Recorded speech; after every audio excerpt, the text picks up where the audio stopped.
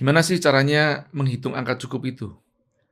Ini kisah nyata. Saat ditanya angka cukup untuk gaji mereka, seorang karyawan memerinci seperti ini. Satu, uang saku ke orang tua. Kedua, tabungan pernikahan. Ketiga, cicilan rumah. Keempat, cicilan kendaraan. Kelima, cicilan hutang. Keenam, cicilan tabungan haji. Kalau semua dirinci seperti itu, maka akan semakin sedikit yang memenuhi angka cukupnya. Jika angka cukup tak terpenuhi, maka kata syukur pun nggak akan keluar. Jika kata syukur nggak keluar, maka jangan berharap Allah akan menambah nikmat kita. Seharusnya, seberapa angka cukup itu? Tergantung dari perhitungan versi mana.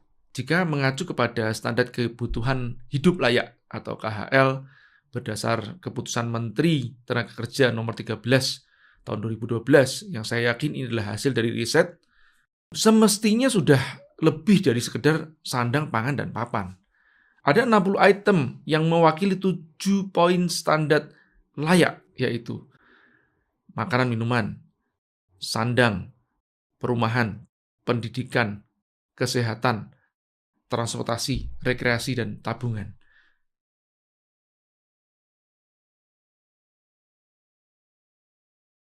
Harusnya standar KHL yang menjadi acuan penetapan UMR atau UMK di Indonesia sudah mewakili angka lebih dari cukup. Terus kenapa kok belum merasa cukup? Karena seiring bertambahnya pendapatan seseorang, bertambah pula keinginannya. Keseharian naik bis, pengen punya motor, sepatu awalnya Bata, sekarang kepengin beli Adidas. TV 21 inch, pengen upgrade 32. Kadang penghasilan belum naik, sudah dibeli dengan cicilan. Alhasil, kebutuhan terbesar adalah bayar hutang cicilan. Hal itu bisa dipahami karena wajar jika manusia selalu ingin lebih. Salahkah? Saya tidak berani menyalahkan atau membenarkan, hanya mensyaratkan, asalkan masih di batas kemampuan atau tidak besar pasak daripada tiang. Dan juga tidak mubadir atau untuk menunjukkan kasta kita. Membeli karena punya alasan, kualitas, dan fungsi, bukan karena gengsi. Cukup itu berarti kebutuhan pokok, yaitu sandang, pangan, dan papan. Dengan catatan, papan atau rumah pun juga tidak harus memiliki, yang penting bisa untuk tempat tinggal. Syarat sandang adalah untuk menutup aurat. Jika penghasilan berlebih, beli yang bahannya nyaman, bukan karena gengsi.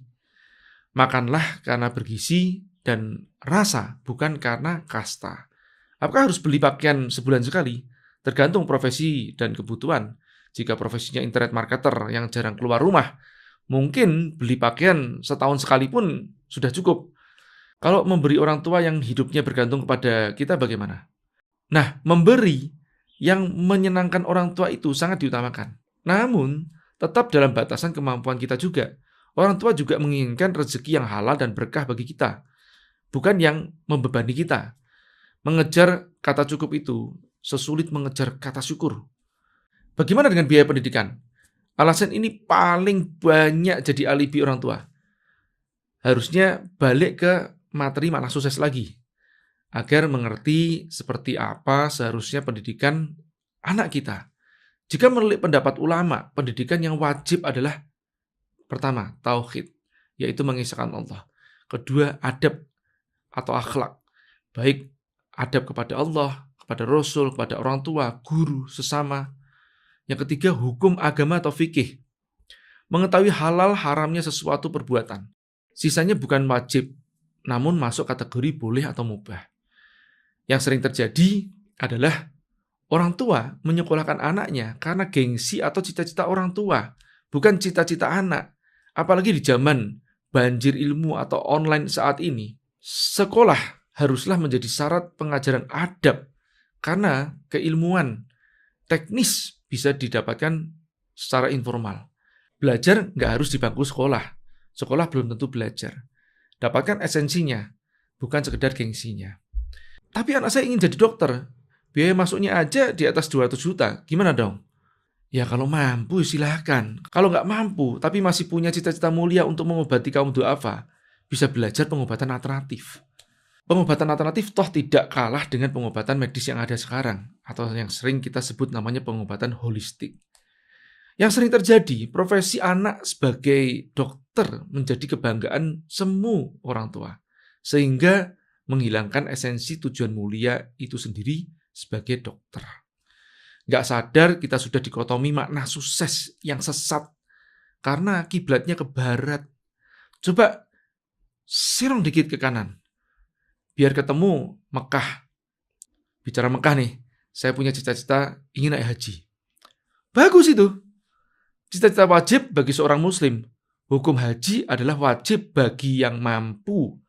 Mari kita berdoa agar dimampukan. Toh dengan gaji UMR atau UMK pun, jika kita mau, kita bisa menekan pengeluaran-pengeluaran yang tidak dibutuhkan untuk dialokasikan ke tabungan haji. Katakanlah 20 tahun pun akan terbayar untuk pelunasan tabungan haji. Jangan sampai naik haji dijadikan alasan untuk menjadikan diri kita tidak qanaah atau tidak merasa cukup dan tidak bersyukur.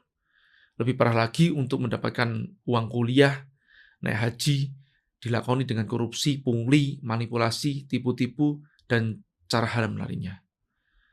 Seperti berwudu dengan air kencing, nggak akan mensucikan. Rumusnya sederhana saja. Ikhtiar plus ibadah plus syukur, maka akan ditambah nikmatnya.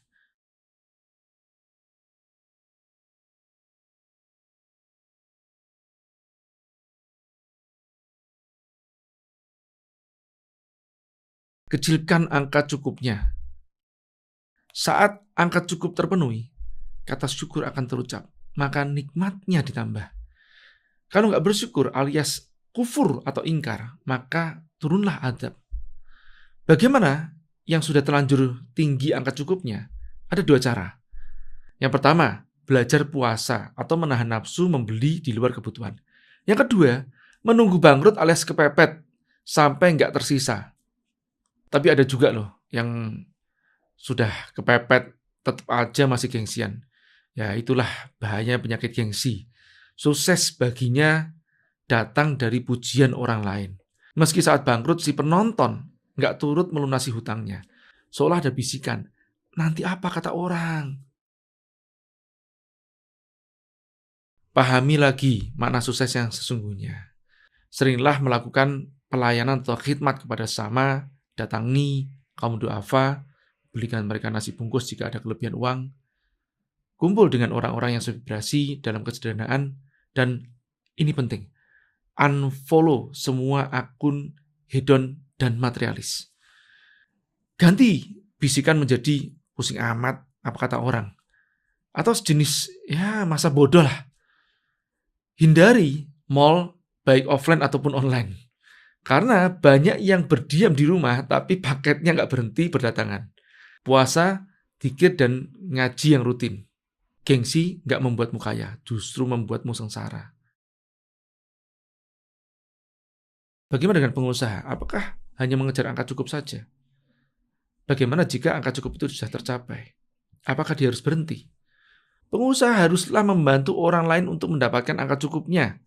Bisnis adalah kendaraan, bukan tujuan. Jangan terlena oleh kendaraan hingga lupa tujuan. Seringkali saat miskin, punya tujuan mulia sebagai pengusaha, yaitu mengentaskan pengangguran dan kemiskinan. Namun setelah menyicipi nikmatnya kekayaan, lupalah ia akan tujuan yang semula. Kemudian membayar gaji serendah mungkin, menjadikan karyawan mesin uang perusahaan, menawar supplier dan kontraktor semurahnya, membayar tagihan selama mungkin sampai kiamat, mencaplok lahan rezeki orang lain, menjual belikan perusahaan, gak mikir nasib karyawan setelahnya. Yang penting aku senang, aku menang. Kayak lagu aja ya, Bento. Itulah namanya keserakahan. Mulai ubahlah target perusahaan. Siapa sih yang mengajarkan kita untuk menargetkan naiknya penjualan tiap tahunnya? Omset atau profit itu tujuan atau jalan? Jika tujuannya adalah mengentaskan karyawan atau mengentaskan kemiskinan, harusnya targetnya seperti ini nih. Misalnya nih, target keluar, mengkampanyekan penggunaan produk dalam negeri. Karena dengan menaikkan konsumsi produk lokal dibandingkan impor akan menggerakkan perekonomian sekitar. Kedua, menaikkan indeks kepuasan pelanggan menjadi 90%. Karena kepuasan itu adalah doa yang akan menjadi keberkahan kita. Target ke dalam, menambah karyawan 20 orang per tahun, mengumrohkan 5 orang karyawan per tahun, memfasilitasi pembelian rumah karyawan dengan masa bakti di atas 5 tahun. Jika itu targetnya, menaikkan omset atau profit akan menjadi jalan atau misi untuk mencapai target, bukan sebaliknya. Ingat nih rumusnya. Tujuan yang benar, kemudian rumuskan jalan yang berkah. Susah ya? Iya, memang. Karena udah terlanjur mengakar kesalahan ideologi kita.